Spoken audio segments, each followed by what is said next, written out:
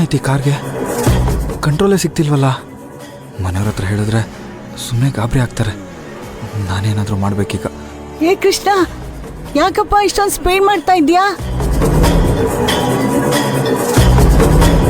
ಏನಾಯ್ತು ಕೃಷ್ಣ? ಏನೂ ಆಗಿಲ್ಲ.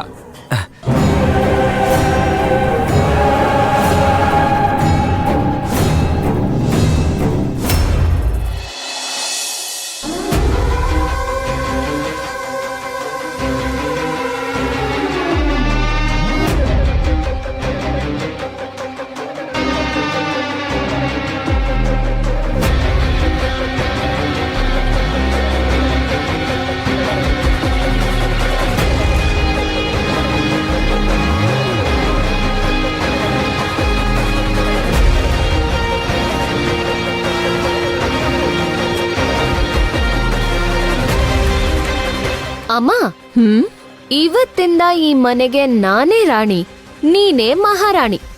ಇವತ್ತಿಂದ ನಮ್ದೇ ಸಾಮ್ರಾಜ್ಯ. ಇಷ್ಟು ದಿನ ಈ ಮನೆಯಲ್ಲಿ ಆಳುಗಳ ತರ ಕೆಲಸ ಮಾಡಿ ಮಾಡಿ ಸಾಕಾಗ್ ಹೋಗಿತ್ತು. ಇಷ್ಟು ವರ್ಷ ಈ ದಿನಕ್ಕೋಸ್ಕರನೇ ಕಾಯ್ತಾ ಇದ್ದೆ.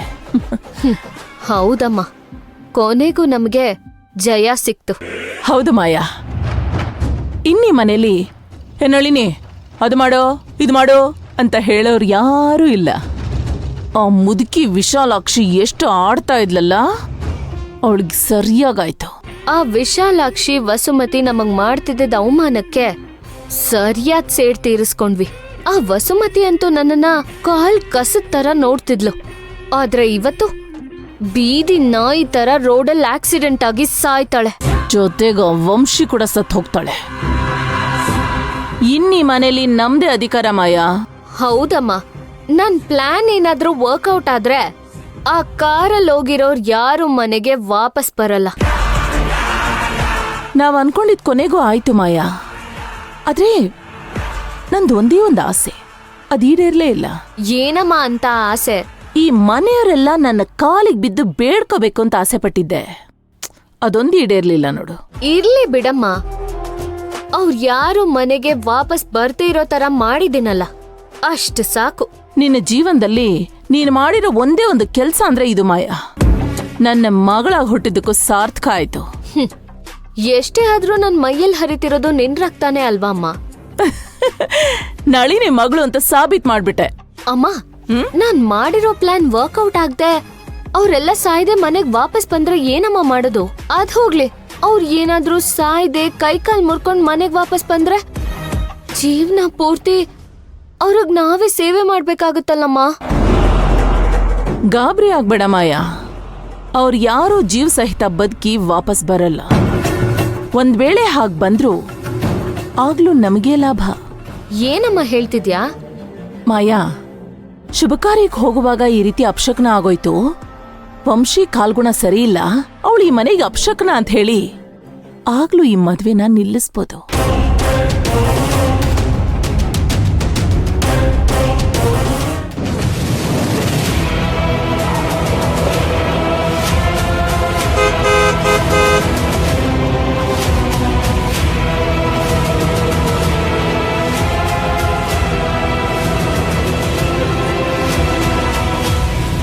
ಕೃಷ್ಣ, ಸ್ವಲ್ಪ ನೋಡ್ಕೊಂಡು ಓಡಿಸು. ಯಾಕೆ, ಏನಾಯ್ತು? ಏನಾಯ್ತು ಕೃಷ್ಣ? ಯಾಕೋ ನಿನ್ ಗಾಡಿ ಮಾಮೂಲಿ ತರ ಓಡಿಸ್ತಿಲ್ವಲ್ಲ, ಏನಾದ್ರೂ ಸಮಸ್ಯೆ ಆಗಿದ್ಯಾ? ಏನಿಲ್ಲ ಅಕ್ಕ. ಹುಷಾರ್ ಕಣೋ, ನಿಧಾನಕ್ಕೆ ಓಡಿಸು. ಸರಿ ಅಕ್ಕ. ಏ ಕೃಷ್ಣ, ಅಯ್ಯೋ ಅಯ್ಯೋ ದೇವ್ರೆ, ಕೃಷ್ಣ ಕೃಷ್ಣ, ಅಯ್ಯೋ ಏನಾಗ್ತಿದ್ಯೋ?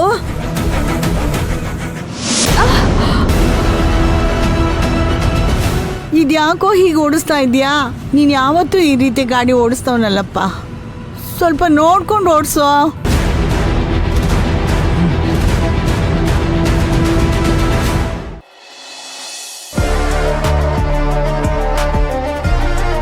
ಈ ಜಾಗದಲ್ಲಿ ಕೂತ್ಕೊಂಡು ಕಾಫಿ ಕುಡಿಯೋದ್ರಲ್ಲಿ ಇಷ್ಟು ಸುಖ ಇದೆ ಅಂತ ಇವತ್ತೇ ಗೊತ್ತಾಗಿತ್ತು.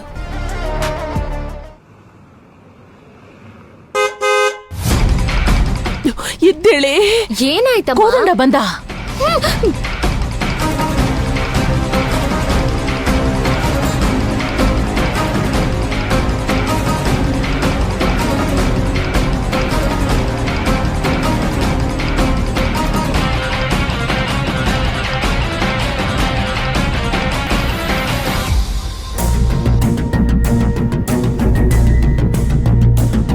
ಅತ್ತೆ ಮಾಯಾ ಏನ್ ಮಾಡ್ತಿದ್ದೀರಿ ಇಲ್ಲಿ? ಮನೇಲೆಲ್ರೂ ಜವಳಿಗೆ ಹೋಗಿದ್ದಾರೆ, ನೀವು ಹೋಗ್ಲಿಲ್ವಾ? ಇಲ್ಲ ಅಳಿಯಂದ್ರೆ, ಅವರಷ್ಟೇ ಹೋದ್ರು. ನಿಮ್ಮನ್ ಕರೀಲಿಲ್ವಾ? ಅದು ಏನಾಯ್ತು ಅಂತ ಹೇಳಿ. ಅವರು ಕರೆದ್ರು, ಆದ್ರೆ ನಾವೇ ಹೋಗಕ್ಕಾಗಲ್ಲ. ಯಾಕಾಗಲ್ಲ? ಏನಾಯ್ತಂಥದ್ದು? ಅಳಿಯಂದ್ರೆ, ವಂಶಿ ಮನೆಯವರು ಶ್ರೀಮಂತರು. ಅವ್ರ ಹತ್ರ ಬೇಕಾದಷ್ಟು ದುಡ್ಡು, ಕಾಸು, ಬಂಗ್ಲೆ ಎಲ್ಲ ಇದೆ. ಅವ್ರ ಅಳಿಯನ್ಗೆ ಅವರು ಒಳ್ಳೊಳ್ಳೆ ಬಟ್ಟೆ ಕೊಡಿಸ್ತಾರೆ, ಬೇಕಾದಷ್ಟು ಒಡವೆಗಳನ್ನ ಕೊಡಿಸ್ತಾರೆ. ಅದಕ್ ಏನಾಯ್ತೀಗ? ನಾವು ಕೂಡ ಒಂದ್ ಕಾಲದಲ್ಲಿ ಬೇಕಾಗಿರೋದನ್ನೆಲ್ಲ ತಗೊಳ್ಳೋ ತರಾನೇ ಬದುಕಿದ್ವಿ. ಆದ್ರೆ ಈಗ ನಮ್ಮ ಪರಿಸ್ಥಿತಿ ಹೇಗಿದೆ ಅಂತ ನಿಮ್ಗೆ ಚೆನ್ನಾಗ್ ಗೊತ್ತಲ್ವಾ?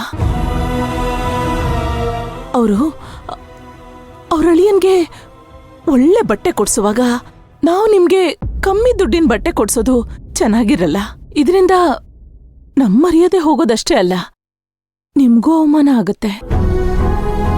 ಅದಕ್ಕೆ ನಾವು ಅವ್ರ ಜೊತೆ ಹೋಗ್ಲಿಲ್ಲ. ಅತ್ತೆ, ನೀವು ದುಡ್ಡಿನ ಬಗ್ಗೆ ಚಿಂತೆ ಮಾಡಬೇಡಿ, ಅದನ್ನೆಲ್ಲ ನಾನು ನೋಡ್ಕೋತೀನಿ. ಆದ್ರೆ ನಿಮಗೆ ಬೇಕಾಗಿರೋ ಥರನೇ ನೀವು ಜವಳಿ ಮಾಡಬೇಕು. ನಿಮಗೆ ಬೇಕಾಗಿರೋ ಬಟ್ಟೆ, ನಿಮಗೆ ಬೇಕಾಗಿರೋ ಒಡವೆ ಎಲ್ಲ ತಗೊಳ್ಳಿ, ದುಡ್ಡು ನಾನು ಕೊಡ್ತೀನಿ. ಮಾಯಾ, ಆ ಸರ ತೆಗ್ದು ಅಳಿಯಂದ್ರ ಕೊಡಮ್ಮ. ಕೊಡಮ್ಮ.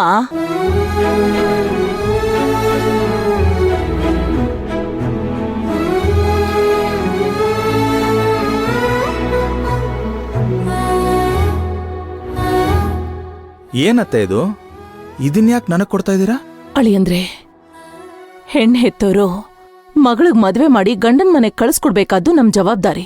ಆದ್ರೆ ನಮ್ ಹತ್ರ ಆ ಸಾಮರ್ಥ್ಯ ಇಲ್ಲ.